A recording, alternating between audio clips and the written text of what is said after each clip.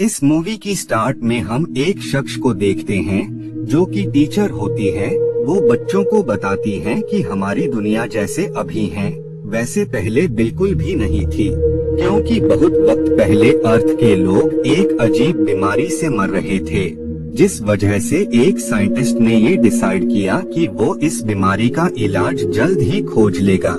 लेकिन जब उसे इस बीमारी का इलाज नहीं मिला तो वो उस डिवाइस को पास्ट में भेजकर लोगों से हेल्प मांगने का डिसाइड करता है। अपने इसी प्लान के साथ वो साइंटिस्ट उस डिवाइस को बना लेता है और बाद में वो उसे टेलीपोर्ट करके पास्ट में भेज देता है। सीन यहीं पर कट जाता है और अब हम एक फैमिली को देखते हैं जिसमें नोवा, एमा और साथ में उनकी मॉम होते हैं। नोवा अपने डैड से काफी नाराज होता है क्योंकि हर बार की तरह वो आज भी डिनर के लिए लेट थे, जबकि आज उन्होंने नोवा से जल्दी घर आने का प्रॉमिस भी किया होता है। बाद में जब डैड घर पर आते हैं तो वो नोवा को मनाने की कोशिश करते हैं, जिसके लिए वो पूरी फैमिली के साथ बाहर जाने का डिसाइड करते हैं। नेक्स्ट डे ये सब लोग आइलैंड पर आ जाते हैं। बाद में बच्चे अपने कॉस्ट्यूम बदलकर बाहर आकर खेलने लगते हैं। वाटर में ये दोनों भाई बहन काफी एंजॉय कर रहे होते हैं। उसी पल पानी में उन्हें एक बॉक्स नजर आता है जिसकी बनावट काफी अजीब होती है।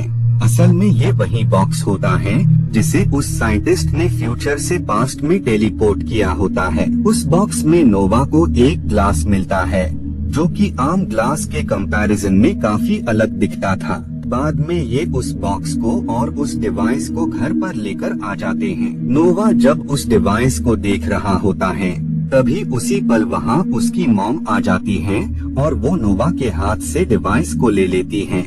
लेकिन मॉम के ग्लास को हाथ में लेते ही उस ग्लास का कलर अचानक से बदल जाता है और जब वो ग्लास वापस नोवा के हाथ पर आता है तो वो वापस से ग्रीन हो जाता है। नाइट में हम एमा को देखते हैं जो कि वापस से उस बॉक्स के पास जाती है और वो उसे दोबारा से ओपन करती है।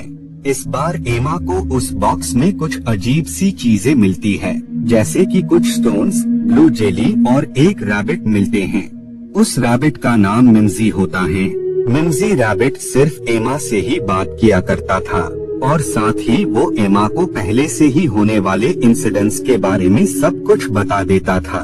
खैर एमा उन स्टोन्स को जैसे ही टच करती है तो वो सारे स्टोन्स खुद ब खुद ही घूमने लगते हैं। उन स्टोन्स के घूमने से वहाँ पर एक पोर्टल ओपन हो जाता है। उस पोर्टल को देखकर उन दोनों ही लोगों को बिल्कुल भी समझ नहीं आ रहा होता है कि आखिर ये सारे ही स्टोन्स इस तरह से किस वजह से घूम रहे हैं।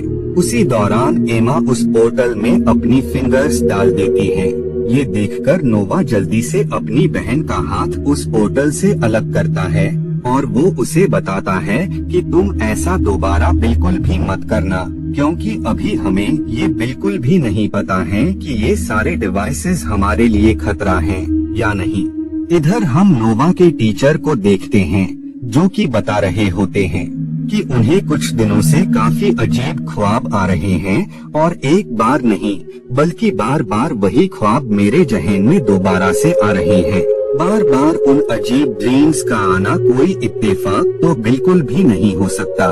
इधर हम नोवा और एमा को देखते हैं जो कि बाहर अपने टॉयज के साथ खेल रहे होते हैं। एमा के हाथ में जो मिम्जी टॉय होता है वो एमा को वहाँ पड़े एक डिवाइस को उठाने को कहता है। एमा ऐसे ही करती है लेकिन वो डिवाइस वो अपने भाई को दे देती है। जब नोवा उसे अपने ईयर्स पर रखता है तो उसके साथ एक अजीब चीज होती है। नोवा की जो सुनने की कैपेसिटी होती है वो आम ह्यूमन के मुकाबले काफी बढ़ जाती है, क्योंकि उसे छोटे छोटे इंसेक्ट्स के चलने तक की आवाज सुनाई देने लगी थी। नेक्स्ट डे हम नोवा को देखते हैं जिसके हाथ में वही अजीब सा ग्लास होता है।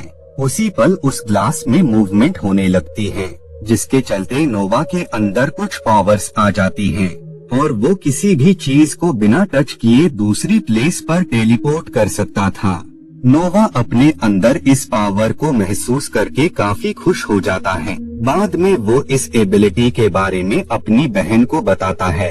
जिस पर उसकी बहन उसे ये बताती है कि उसे पहले से ही इस बारे में पता था, क्योंकि इन सब के बारे में मिम्जी ने उसे पहले से ही बता दिया था।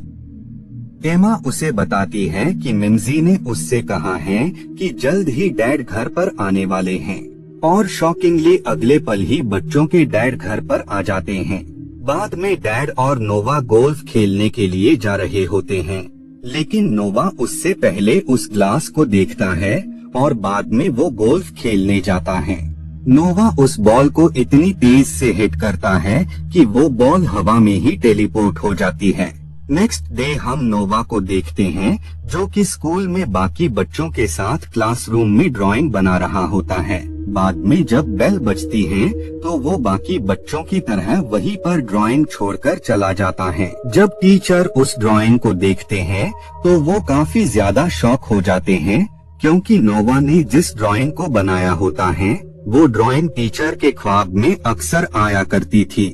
बाद में टीचर नोवा के पास जाते हैं और वो उससे इस ड्राइंग के बारे में पूछते हैं कि आखिर तुमने इसे कहाँ देखा है और तुमने कैसे इस ड्राइंग को बनाया। जिस बात पर नोवा अपने टीचर को बताता है कि उसे इस बारे में कुछ भी नहीं मालूम है। उसके माइंड में ये बस ड्राइंग आ गई और बाद में उसने पेपर में इस पिक्चर को ड्रॉ कर दिया। बाद में टीचर घर पर आ जाते हैं और वो उस अजीब से दिखने वाले ड्राइंग के बारे में रिसर्च करने लगते हैं। एक बार जब नोवा स्कूल में होता है तो वो वहाँ अपने साइंस प्रोजेक्ट के बारे में सबको बता रहा होता है। पहले तो वो नॉर्मल बातें करता है, लेकिन बाद में वो लोगों को ऐसी बातें बताता है जिसे सुनकर टीचर भी काफी हैरान हो जाते हैं, क्योंकि उन्हें भी इस बारे में ये बातें पता नहीं होती हैं।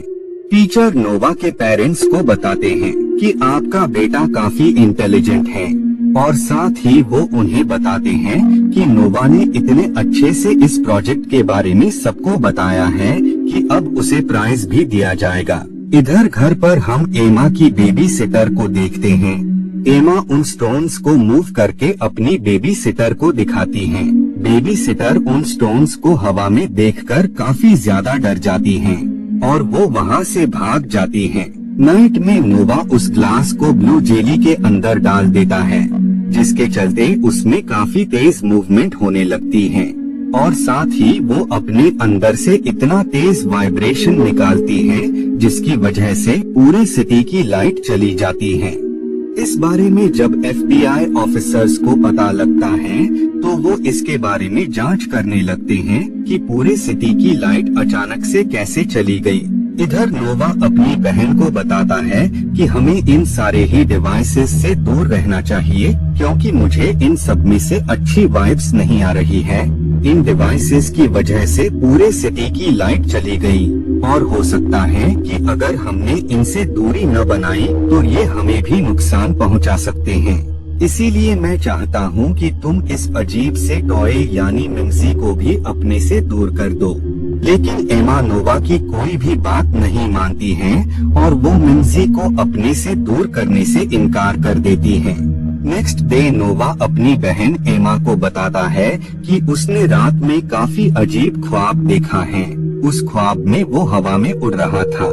तभी वो लोग बात कर ही रहे होते हैं कि तभी वहाँ नोवा के टीचर्स आ जाते हैं और वो उसकी मॉम को बताते हैं कि नोवा ने स्कूल में बाकी बच्चों के साथ मिलकर ड्राइंग बनाई थी। नोवा ने जिस ड्राइंग को बनाया था वो ड्राइंग काफी अजीब और मिस्टीरियस थी। ये सुनकर उन बच्चों की मॉम भी काफी शॉक हो जाती है। बाद में जब ये सब ब्रेकफास्ट कर रहे होते हैं तब फादर एमा से शुगर पास करने को कहते हैं, लेकिन एमा अपनी पावर का यूज करके शुगर को उनकी प्लेट पर डाल देती है। ये देखकर उनके पेरेंट्स काफी ज्यादा शॉक हो जाते हैं, इसीलिए वो नोवा के टीचर से इस बारे में बात करते हैं। उसी पर नोवा भागकर आता है और वो अपने पेरेंट्स को एमा के रूम में ले जाता है। वहाँ पर हम एमा को हवा में उड़ते हुए देखते हैं। ये देखकर मॉम काफी ज्यादा डर जाती है और वो सारे ही टॉयज को डस्टबिन में फेंक देती है। लेकिन नाइट में नोवा दोबारा से उन सब टॉयज को ले आता है। नेक्स्ट डे जब ये सब घर पर होते हैं उसी पल वहाँ FBI ऑफिसर्स आ जाते हैं और वो उन्हें अरेस्ट कर लेते हैं। एमा उन ऑफिसर्स को सारे टॉयज और मिम्जी के बारे में बताती हैं। जब वो मिम्जी को चेक करते हैं तो उन्हें पता लगता है कि मिम्जी के अंदर एक चिप है जो कि इतनी एडवांस है कि उसे आज के टाइम में बनाना पॉसिबल है ही नहीं। जब वो इसके बारे में एमा से पूछते हैं तो एमा उन्हें बताती है कि मिम्जी असल में फ्यूचर से आया है, क्योंकि फ्यूचर में एक ऐसी बीमारी फैल गई है जिसकी वजह से लोग मर रहे हैं और अगर कुछ न किया गया तो जल्द ही सारे इंसान खत्म हो जाएंगे। इसी वजह से साइंटिस्ट ने मिम्जी को बनाकर पास्ट में टेलीपोर्ट किया है ताकि वो लोग पास्ट में मौजूद लोगों से हेल्प मांग सकें। ये सुनकर ऑफिसर्स को काफी अजीब लगता है, इसीलिए वो उसकी बातों पर ध्यान नहीं देते हैं। बाद में एमा अपने भाई के साथ वहाँ से निकल जाती है, क्योंकि वो दोनों ही बच्चे अब मिम्जी और बाकी सामान को फ्यूचर में टेलीपोर्ट करना चाहते थे। बाद में एमा एक पोर्टल बनाती है और वो उसमें मिम्जी को रख देती है, जिसके बाद मिम्जी फ्यूचर में टेलीपोर्ट हो जाता है और ये देखकर वो साइंटिस्ट काफी ज्यादा खुश हो जाता है कि उसका एक्सपेरिमेंट सक्सेसफुल रहा। बाद में वो एमा के टीयर्स से मेडिसिन बनाते हैं जिससे उन्हें उस बीमारी का इलाज मिल जाता है। मूवी के लास्ट सीन में हम टीचर को देखते हैं जिनकी कहानी पूरी होने के बाद बच्चे हवा में उड़ जाते हैं और इसी के साथ ये मूवी यहीं पर एंड हो जाती है।